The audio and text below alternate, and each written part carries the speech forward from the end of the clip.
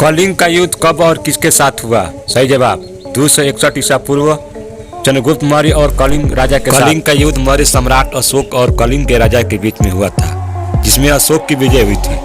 विजय के बावजूद युद्ध में हुए रक्तपात को देखकर अशोक ने भविष्य में युद्ध न करने की घोषणा की और बौद्ध धर्म अपनाकर धर्म नीति की घोषणा की। हाइडेस्पीच का युद्ध कब और किसके मध्य हुआ? सही जवाब हाइडेस्पीच का युद्ध सिकंदर और पंजाब के राजा पोरस के बीच में हुआ था। हाइडेस्पीच का युद्ध सिकंदर और पंजाब के राजा पोरस के बीच में हुआ था, जिसमें सिकंदर की विजय हुई थी। इस युद्ध को झेलम का युद्ध भी कहा जाता है, क्योंकि यह झेलम नदी के तट पर लड़ा गया था।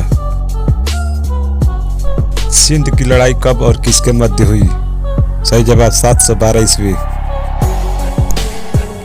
सिंध की लड़ाई 712 में पहली बार भारत पर अरबों का आक्रमण हुआ, जब मोहम्मद कासिम ने सिंध के राजा दाहिर के खिलाफ युद्ध के लिए आया। इस युद्ध को मोहम्मद कासिम ने जीता।